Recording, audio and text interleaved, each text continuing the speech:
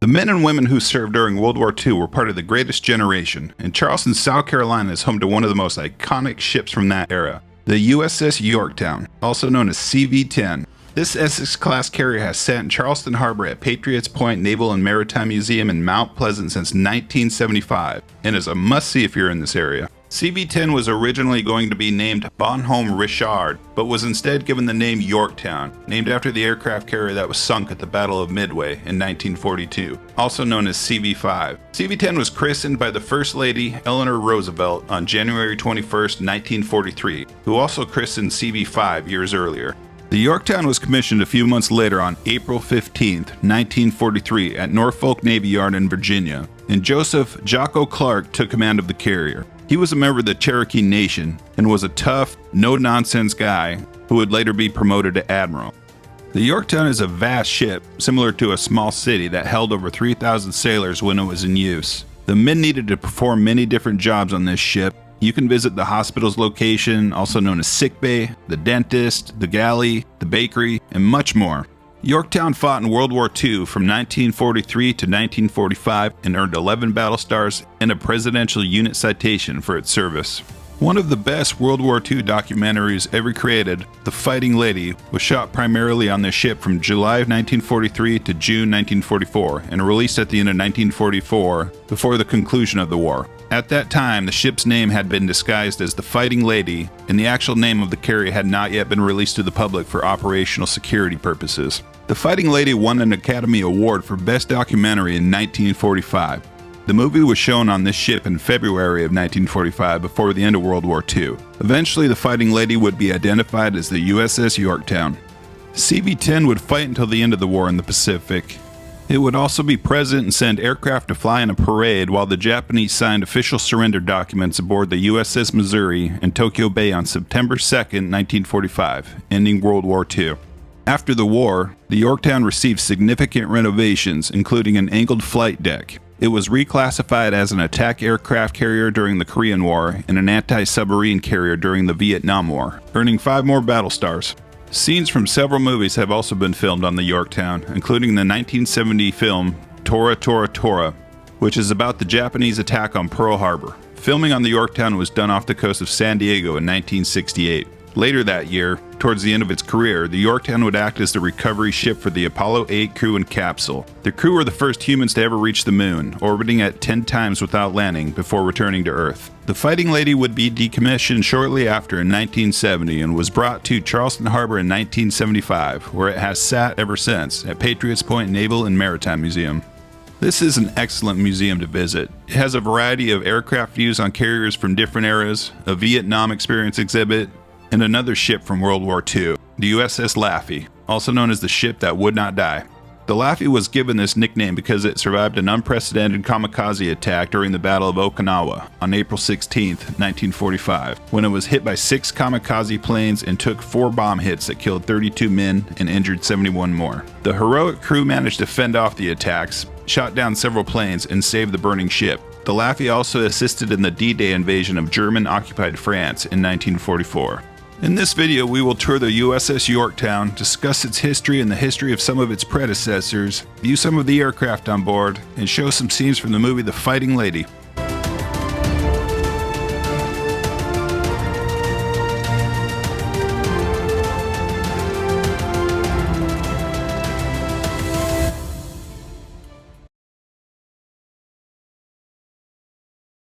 The attack at Pearl Harbor on December 7, 1941, demonstrated that the aircraft carrier was going to be the dominant ship during naval warfare during World War II, not the battleship.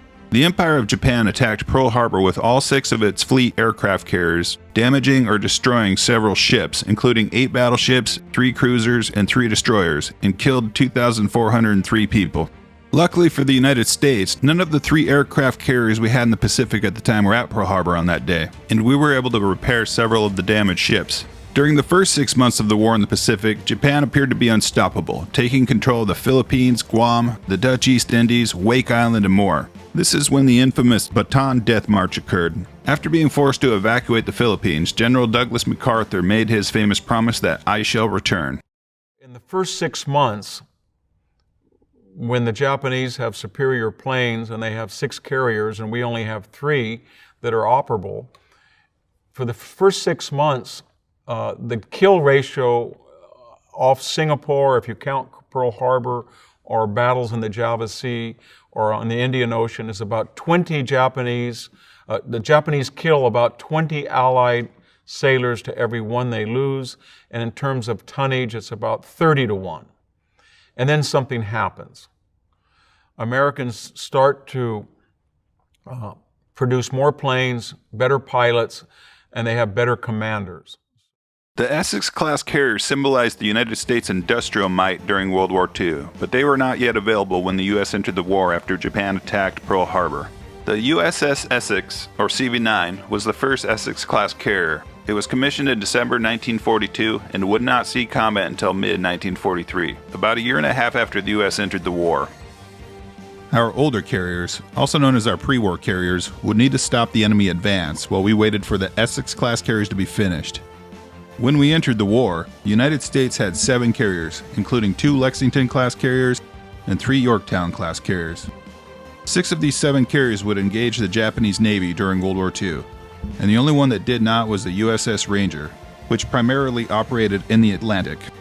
The pre-war carriers were used in the famous Doolittle raid, when 16 B-25 bombers took off from the USS Hornet and bombed Tokyo. The pre-war carriers were able to help stop the enemy advance during the Battle of Coral Sea, where we lost to Lexington, and also during the most important naval battle of World War II, the Battle of Midway. This was the turning point of the war, when the crews of the 3 outnumbered Yorktown-class carriers were able to sink all 4 of the Japanese fleet carriers that attacked at Midway, all of which also attacked Pearl Harbor just 6 months earlier. Unfortunately, we lost the Fighting Lady's predecessor at this battle, the USS Yorktown, or CV-5, but this was still a major victory for the Allies. Our pre-war carriers also aided in our first offensive action in the Pacific during the Guadalcanal campaign, where we lost the Hornet and Wasp. Only 2 of the 6 pre-war carriers that engaged the Japanese Navy during World War II survived, the USS Enterprise and the USS Saratoga. Although they survived, both carriers suffered significant damage and needed repairs on several occasions. Unfortunately, the Saratoga and Enterprise are not museum ships today. The Saratoga was destroyed during nuclear testing at Operation Crossroads at Bikini Atoll on July 25, 1946, and the Enterprise, which was the most decorated ship during World War II, earning 20 battle stars, 3 more than any other ship, was sadly scrapped in 1958. Thus, the Essex-class carriers are the oldest aircraft carriers that are museum ships today. 5 aircraft carriers are museum ships in the United States, and 4 are Essex-class carriers. The USS Yorktown is in Charleston Harbor. The USS Intrepid, CV-11, is in New York City. The USS Hornet, CV-12, is in Alameda, California. And the USS Lexington, CV-16, is in Corpus Christi, Texas. The USS Midway, or CV-41, is in San Diego, California. It is a Midway-class carrier built during World War II, but was not commissioned until after the war was over. Essex-class carriers are the largest class of fleet carriers ever built. 32 were ordered during World War II, 24 were completed, 2 were canceled during construction, and 6 were canceled before construction began. Only 14 of the 24 completed Essex-class carriers were in combat operations during World War II. In 1942, you're starting to see a change, and then in 5 key naval battles in succession in the fall of 1943, off Guadalcanal into 43, the Americans will essentially, even though they will lose 2 more carriers, and with the Lexington gone, and the Yorktown gone, and the Hornet will be sunk, and the Wasp will be sunk and the Saratoga will be torpedoed for a brief moment, the Japanese are excited that only the Enterprise seems to be out there and it's wounded. What they don't quite understand is, as I said, there's 27 Essex carriers that are now going to start to appear. The Yorktown was commissioned on April 15, 1943 at Norfolk Navy Yard in Virginia, and Joseph Jocko Clark took command of the ship. Shortly after, they would begin shakedown training near Trinidad, as seen in the movie, The Fighting Lady. From an aerial view, the flight deck on the Yorktown differs from what it was during World War II. An angled flight deck was added during significant renovations to the ship after the war. The angled flight deck is what you will see on all modern aircraft carriers today. and it allows planes to take off and land while other operations are occurring on the deck. The original flight deck was made of wood, so the ship was not top-heavy and could move faster. However, the wooden flight deck made the ship more susceptible to enemy attacks. The flight deck is now made out of steel. You also see that the 5-inch twin turrets on both sides of the island are no longer there. After the initial training, Yorktown was sent to the Pacific, traveled through the Panama Canal on July 11, 1943, and arrived at Pearl Harbor on July 24th. The beginning of the movie, The Fighting Lady, introduces you to the crew and the ship during this period, and to Scrappy, the current mascot of the Yorktown. The crew smuggled Scrappy on board at Pearl Harbor, thinking Captain Jocko Clark would disapprove. Once Jocko found out the dog was on board, he allowed him to stay since he was easing the stress and lifting the sailors' morale. Yorktown had around 3,000 men on it, so it was similar to a small city, and you can visit many of the locations seen in the movie.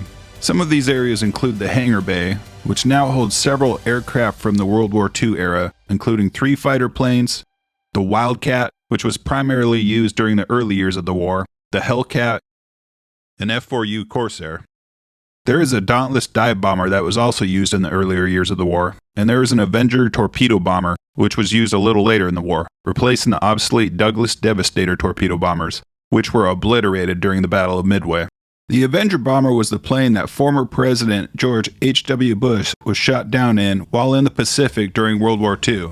The hangar also has several airplanes from the Cold War era. You can visit the galley, where they would make the food for the enlisted men, which operated 24 hours a day and served 4 meals, including breakfast, lunch, dinner, and midnight rations. The crew's mess hall, where the enlisted men would eat after getting their food from the galley. The officers' wardrooms, where the officers would eat, including the pilots. A vegetable preparation area. The butcher shop.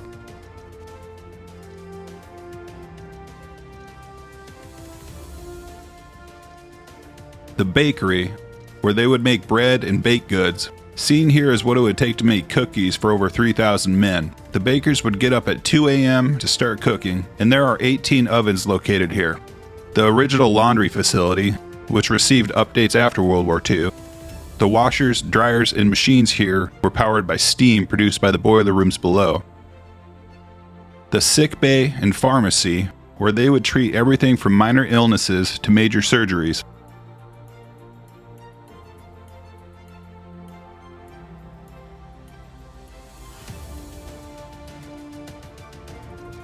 A chapel. The ship always had 2 chaplains, a Protestant minister and a Catholic priest, and part of their duties included burials at sea.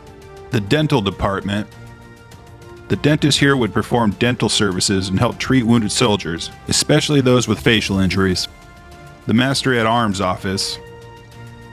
The jail. The barber shop.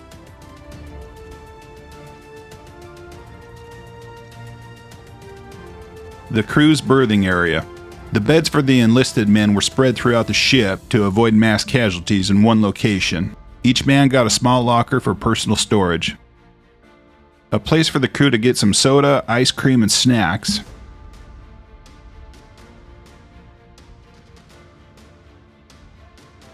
The torpedo shop.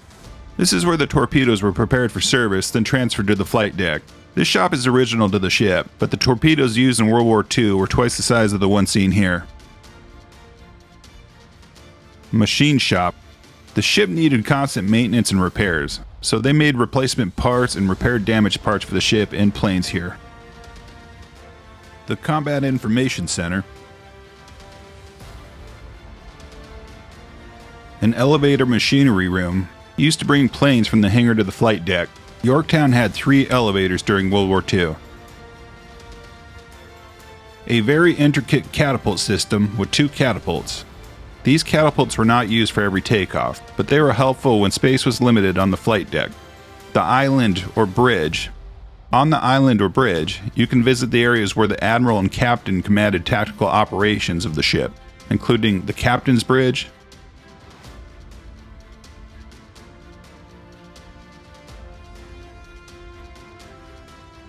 the navigation rooms,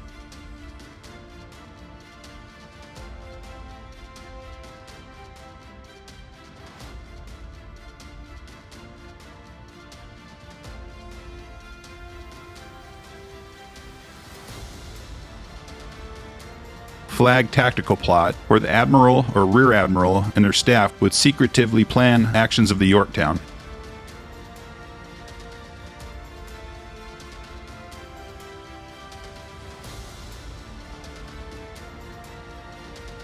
Down at the bottom of the ship were the engine rooms, with 4 engine boilers containing 8 boilers used to turn water into steam and fuel 4 turbines, shafts, and propellers. If 3 of the 4 boiler rooms were inoperable, for example, if torpedoes hit the ship, Yorktown could still operate with just 1 engine boiler room. The men who worked down here were tough. It was dark, and the temperature down here would reach over 100 degrees, sometimes as high as 130 degrees. Seawater would be collected and turned into fresh water down here. Then steam, which was used for cooking, washing, heating, and propelling the ship. The generators were also steam-powered and provided electricity to the entire ship. Yorktown had a top speed of 33 knots, which is around 38 miles per hour.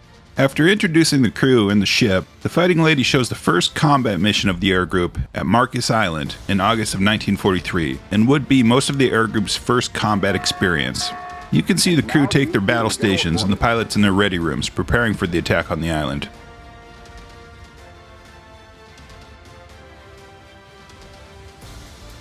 Then they are given the order to man their planes. The combat footage in this film is incredible. You will see the planes taking off from the flight deck and the actual footage from these assaults from the cameras mounted on the aircraft. Smokey Stover is also introduced in the film. He is a pilot, and as stated in the movie, he would rather be out flying. However, for this mission, he's ordered to stay on the ship. He will be in the radio plotting room during the assault to keep in constant contact with the entire air group. Although he wasn't allowed to fly during this mission, Stover gets a chance to fly again later in the movie. The Yorktown launched a successful assault on Marcus Island. You can see the strafing runs from the planes on this island and Japanese ships in the water. You can also see the island burning as they fly away. When they return to the Fighting Lady, they will assess the damage they have done to the island. Some of the returning planes were damaged during the battle. From the flight deck of the Yorktown, you can see the 5 different scorecards from the 5 air groups that served during World War II, and the dates for each of these air groups.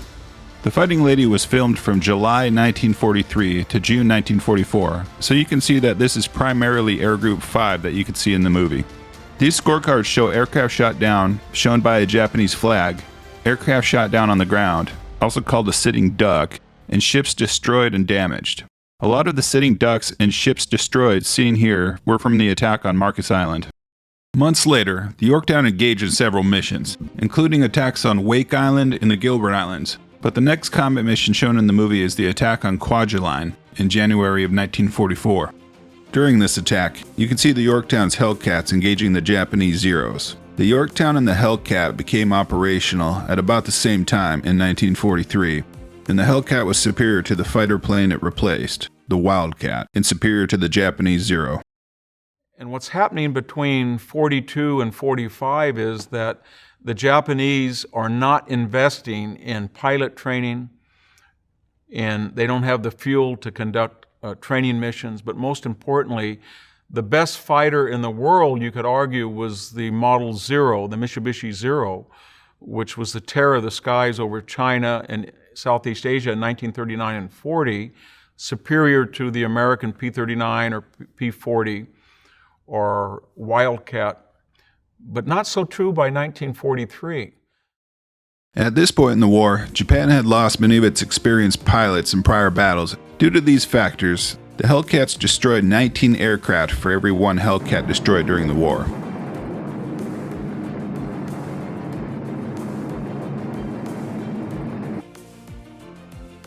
At the end of the attack on Kwajalein, you will see the Marines being transported to the beaches to take control of the island. This is the island hopping approach the United States took to get closer to the Japanese mainland.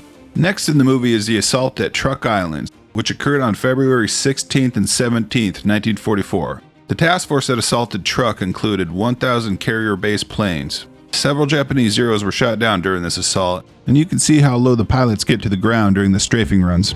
The planes took out several Japanese transport ammunition ships, but they were disappointed that the Japanese fleet was not at this location. Marine fighter pilot ace and Medal of Honor recipient Gregory Pappy Boyington was a prisoner of war at Truk during the two-day attack. Boyington shot down a total of 28 Japanese aircraft during his wartime service, many of which were while flying in the F-4U Corsair. In his autobiography, Baba Black Sheep, Boyington, who was shot down just 1 month before this attack, states that he was placed into a pit by his captors with 5 other prisoners of war. He also claimed that one of his captors, who he called Suyaku, saved their lives by putting them into the pit. Boyington also wrote in the film The Fighting Lady that you can see the pit he was thrown into. He said that in the movie, a 2,000-pound bomb had its center of impact only 15 feet from where they were. He also stated that the pit shows up in the film much better than they do. There are only a few short scenes in the movie during the assault on Truk where you can see bombs exploding. I don't know which pit they were in, possibly one of these seen here. If anyone watched and knows which pit they were in, please leave a comment below. After the attack on Truk, the airplanes headed back to the Yorktown, and many were severely damaged. The air group commander took an anti-aircraft burst to the face and landed with a shot-up airplane and a bloody windshield. He would be taken to sick bay, along with other casualties. Shortly after the attack, the crew would rest briefly on the ship, but you could see a large task force preparing for a more significant battle. During this part of the film, you can see the economic might and industrial power of the United States during World War II. There is a massive fleet of new battleships, cruisers, aircraft carriers, and more. At the beginning of the war, the United States only had 7 aircraft carriers, but by the end, 112 aircraft carriers, including the smaller light carriers and escort carriers, had been in service. The movie also shows that the Marines were in the area again, so another amphibious assault was being prepared. Next was the last battle shown during the Fighting Lady in June of 1944, the attack on the Mariana Islands and the Battle of the Philippine Sea, which was the location of the 5th aircraft carrier battle in history and the last major aircraft carrier battle of the war. The Yorktown and Task Force 58 would send aircrews to attack the Mariana Islands, including targets in Guam and, as seen in the movie, the neighboring island of Tinian. These islands were very important for Japan to defend because if the United States captured them, they would be within bombing range of the Japanese homeland, so Japan sent its fleet to protect the islands. Eventually, at the end of the war, Tinian would be the launching point for the 2 B-29 airplanes, including the Enola Gay, that dropped nuclear bombs on Japan, so this was a vital location for Japan to defend. Shortly after the attack, the Yorktown is attacked by several Japanese planes, and there is also some incredible footage of the ship almost being hit by a torpedo bomber. The plane did not release the torpedo, so they thought either the torpedo jammed or the pilot was already dead. After crews from the Yorktown and other carriers attacked the Mariana Islands and the Marines invaded Saipan, Japan sent its fleet to defend the islands, which led to the largest aircraft carrier battle in history. Japan had 9 aircraft carriers, 3 fleet carriers, including the Shokaku and Zuikaku, the last 2 surviving carriers that attacked Pearl Harbor, 6 light carriers, and several submarines, battleships, cruisers, and destroyers. It also had about 450 carrier-based aircraft and 300 land-based aircraft located on the Marianas. The United States had 7 fleet carriers, 8 light carriers, several battleships, cruisers, destroyers, submarines, and approximately 900 carrier-based aircraft. The battle here resulted in what is still known today as the Great Marianas Turkey Shoot. The Japanese pilots flying their Zeros were no match for the American pilots flying their Hellcats. Japan lost approximately 600 of its airplanes, and nearly 3,000 of their men were killed during the battle. The movie has excellent footage showing the Japanese fleet taking evasive action to avoid the American aircraft. During the battle, Japan lost 2 of its 3 remaining fleet carriers, including the Shokaku, 1 light carrier, and 2 oilers. 6 other ships were damaged, including the Zuikaku, which was damaged by the air group from the Yorktown. Since the Shokaku was sunk earlier in the battle, the Zuikaku was the last remaining carrier that attacked Pearl Harbor about 2.5 years earlier, but it did survive to fight another day.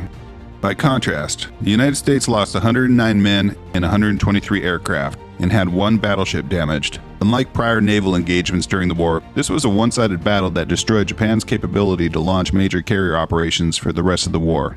Most of Japan's remaining skilled pilots were killed during this battle, and shortly after, Japan began using kamikaze attacks out of desperation. The Battle of the Philippine Sea was the last battle shown during the Fighting Lady, and you can see the scorecard for this battle for Air Group 1. This air group shot down many Japanese airplanes in less than 2 months, from June 6, 1944 to July 26, 1944. The end of the movie shows the crews painting the scorecards on their planes and on the Yorktown from the battle, but it also shows that the Yorktown suffered many losses, including pilot Smokey Stover, who did not return from the Battle of Truk Island on February 16, 1944.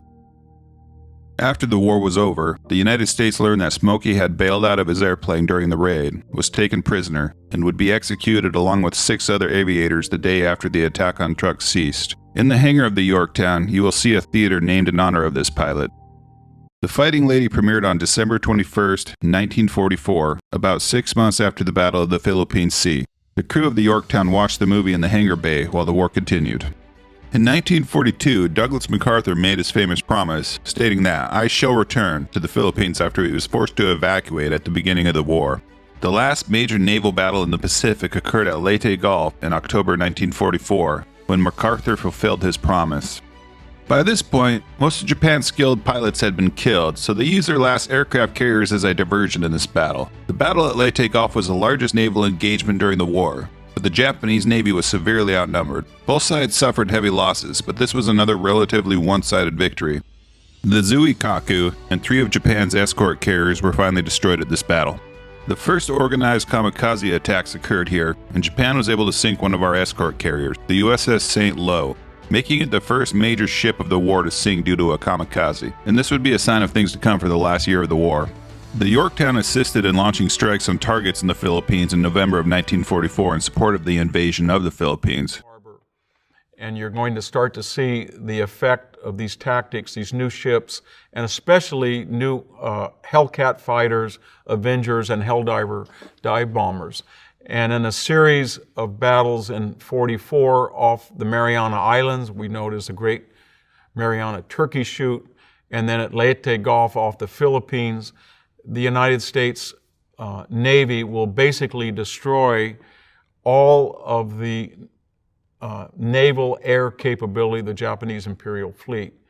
And in a series of submarine attacks and air attacks, by the end of 1944, the Imperial Navy is rendered combat ineffective.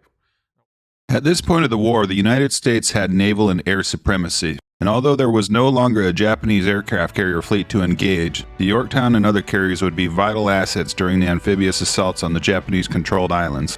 In early 1945, the Yorktown would continue to assist with air raids on several targets on the Japanese home islands and the islands near Japan, including the heavily fortified island of Iwo Jima in February 1945. On March 18, 1945, while launching attacks on Kyushu in Japan, Yorktown was attacked by 3 Japanese Judy bombers. All 3 bombers were shot down, but the Fighting Lady was hit by one bomb that traveled through the signal bridge before exploding near the ship's hull, killing 5 men and wounding 26 more. You can see the location on the bridge where the bomb hit, and this was the only time that a bomb hit the carrier during the war. The Yorktown remained fully operational after the attack. One day later, on March 19, 1945, the USS Franklin, another carrier in the same task force, was attacked by a Japanese dive bomber that dropped 2 550-pound bombs on the Franklin, and it would be the most badly damaged Essex Class carrier during World War II. During this attack, 807 men were killed and 487 were wounded. The attack was witnessed by the crew of the Yorktown, which was located nearby. One of the 40mm guns from the Franklin is currently in the hangar of the Yorktown, and you can see multiple bullet holes into areas of melted steel from the heat. After the attack, the bell was taken off the USS Franklin and is now located on the Yorktown. The heroic crew of the USS Franklin was able to save the ship. The Franklin had also been hit by kamikaze attacks just months earlier, on October 30, 1945, and a total of 921 of the ship's crew would be killed during World War II. The only ship that lost more men for the United States during the war was the USS Arizona, the battleship that was sunk during the attack on Pearl Harbor, killing 1,177 men aboard. On March 30th, the Yorktown began raids on Okinawa to soften up targets for the invasion that would occur days later, on April 1st, 1945. Each time we target an island, not only will Japanese submarines not be able to get within the rings of protections of the destroyers, light cruisers, battleship carriers, but hand in glove with the carriers, the battleships will pound the coral installations and reinforced concrete bunkers of the Japanese, and the carriers will sit there and pound them with constant air sorties. Again, predicated on the idea of achieving naval superiority and destroying the Japanese fleet. The Navy's ships at this battle were the targets of numerous kamikaze attacks, including the USS Laffey, a destroyer located next to the Yorktown at Patriots Point that was hit by 6 kamikaze planes and 4 bomb hits, and the USS Bunker Hill, which was hit by 2 kamikazes on May 11, 1945, killing 396 men and wounding 264 more. The USS Bunker Hill and the USS Franklin were the 2 most badly damaged Essex Class carriers during World War II, but both were repaired. Japan did not sink a single Essex Class carrier during the conflict. On April 7th, the United States discovered that a Japanese task force built around the largest battleship in the world, the Yamato, was heading towards Okinawa, in what some people call the largest kamikaze mission in history. The Yamato did not have enough fuel to return from the battle and planned on beaching itself on Okinawa and fighting to the death. The United States sent aircraft from the Yorktown and other carriers to intercept the Yamato before it reached Okinawa, and Air Group 9 aviators, along with planes from the Intrepid and Langley, claimed several torpedo and bomb hits on the Yamato and destroyed the giant ship. They also destroyed the light cruiser Yahagi, traveling with the Yamato. The Battle of Okinawa was one of the fiercest and bloodiest battles during the Pacific War. Although the Allies were victorious at Okinawa, it showed that if we invaded the Japanese homeland, it would come at a very significant cost. Over the next several months, the Yorktown would continue to launch strikes on the Japanese home islands. Air Group 88, the last of the 5 air groups that fought from the Yorktown during World War II, began operations on June 17, 1945, towards the very end of the war. Some incredible footage from this period, taken by Lieutenant Proctor of Air Group 88, is located on Patriots Point YouTube channel in a video named The Return of the Fighting Lady, which was produced, photographed, and narrated by Lieutenant Proctor. The Return of the Fighting Lady is an excellent film about the war's final days. In the video, you can see the air groups attack some ships, a few planes in the air, and several planes that Japan was trying to hide on the ground.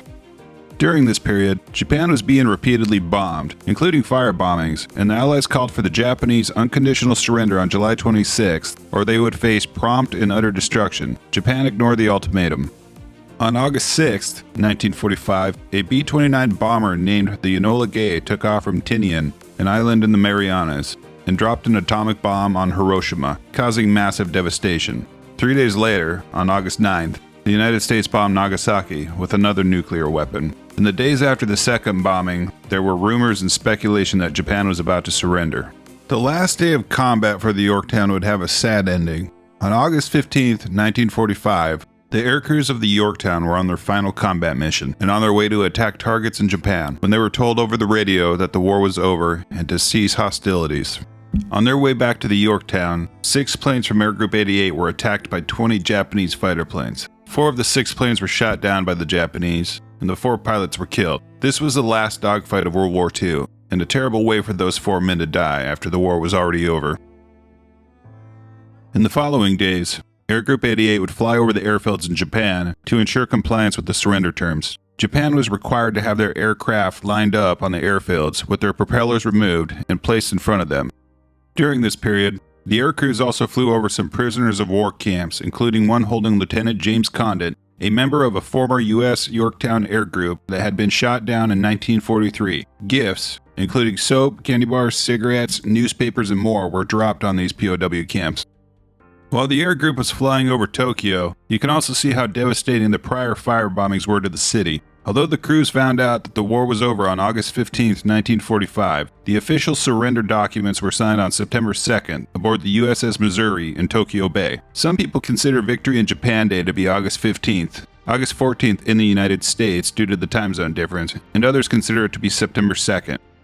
While the surrender documents were signed, the Allied aircraft would participate in a parade over the USS Missouri, seen during the Return of the Fighting Lady. This battleship is now a memorial located at Pearl Harbor, near the USS Arizona Memorial.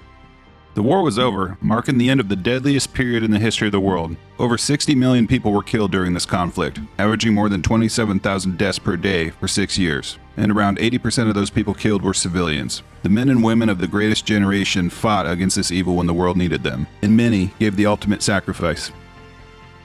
After the war, The USS Yorktown participated in Operation Magic Carpet, eventually bringing home more than 4,000 soldiers, including 1,500 Marines that they picked up at Okinawa on their way back from Japan. The USS Yorktown would return to San Francisco Harbor, traveling beneath the Golden Gate Bridge, with the going home pennant displayed according to Navy tradition. Each month at sea was represented by one balloon, and the Yorktown's pennant had a lot of balloons. The crew of the Yorktown received a hero's welcome. At the end of the video, The Return of the Fighting Lady, some of the Yorktown's crew toured the ship with their family members, eager to see the Fighting Lady, which had been restricted to service personnel prior to this date.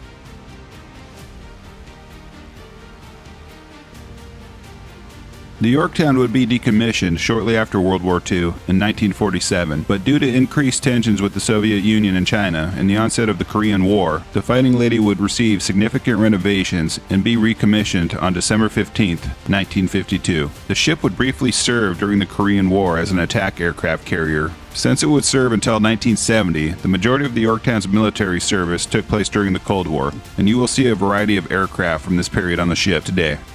In 1955, the Yorktown received additional renovations, including the angled flight deck. In 1957, she was reclassified as an anti-submarine carrier, and her new home was in Long Beach, California. The Yorktown earned 5 more battle stars for its service during the Vietnam War. In February of 1965, the Yorktown participated in continuous air raids on North Vietnam during Operation Rolling Thunder. On March 12, 1966, singer and actress Anne Margaret and singer Johnny Rivers visited the ship and performed for the crew near Vietnam. In May of 1968, Yorktown conducted operations as part of Task Force 77 in the area known as Yankee Station at the entrance of Tonkin Gulf. It was her last deployment to the Vietnam War. Later that year, in November and December of 1968, Yorktown was back at home off the coast of California near San Diego and was used during the filming of Tora, Tora, Tora, the 1970 blockbuster film about the attack on Pearl Harbor. The Fighting Lady was painted to resemble a Japanese carrier and would play the role of the Akagi, the attack force's flagship. Some of the scenes from the movie, when Japan launched its aircraft from its carriers, were filmed from the Yorktown. 1968 was a rough year in the United States, and was the year of the Tet Offensive in Vietnam. There were numerous protests over the Vietnam War, and Robert F. Kennedy and Martin Luther King Jr. were both assassinated. The country was in desperate need of some good news. The Soviet Union had many victories during the space race against the United States. They launched Sputnik, the first satellite in space, put the first man into space, did the first spacewalk, sent several spacecraft to the moon, and took images of the far side of the moon. In the 1950s and 60s, the Soviet Union beat the United States in almost every category, except for one, sending a man to the moon. Apollo 8 launched from Cape Kennedy, Florida on December 21, 1968, with astronauts Frank Borman, James Lovell, and William Anders. The crew successfully reached the moon and orbited it 10 times without landing. They took the famous Earthrise photo, broadcast to the American people on Christmas Eve of 1968, and read from the Book of Genesis. And the gathering together of the waters called he seas. God saw that it was good. And from the crew of Apollo 8, we close with good night, good luck, a Merry Christmas, and God bless all of you on the good earth. Apollo 8 would successfully land back on Earth about 1,000 miles southwest of Hawaii on December 27, 1968, making it a successful mission and a major win for the United States. It would pave the way for the first men to land and walk on the moon from Apollo 11 just 7 months later. The Yorktown would recover the crew and capsule of Apollo 8. The astronauts were greeted by the Yorktown crew and immediately taken down to sickbay for hours of medical tests. While on the Yorktown, the crew received a call from President Lyndon Johnson, who congratulated them on a successful mission. Later that day, they attended a cake-cutting ceremony in the hangar bay, where the Yorktown Bake Shop prepared a 540-pound cake. Since they had just made history, the cake signified an open history book. The crew flew from Yorktown to Hickam Air Force Base in Hawaii the next day. In the ship's hangar bay, you can view a replica of the Apollo 8 space capsule. The Yorktown was decommissioned for the final time on June 27, 1970, and brought to Patriots Point in Charleston Harbor in 1975, where she has remained ever since. If you're in the Charleston area, this museum is a must-see. These ships have an amazing history, and when you visit, you are supporting their preservation. Be prepared to spend a lot of time here, as there is so much to see. I've been to Patriots Point several times, and I still see something new every time that I visit. I plan on making more videos like this for things to do near Charleston in the future. You can see all my videos at my website at garrisoncharleston.com or my YouTube channel. Thanks for watching.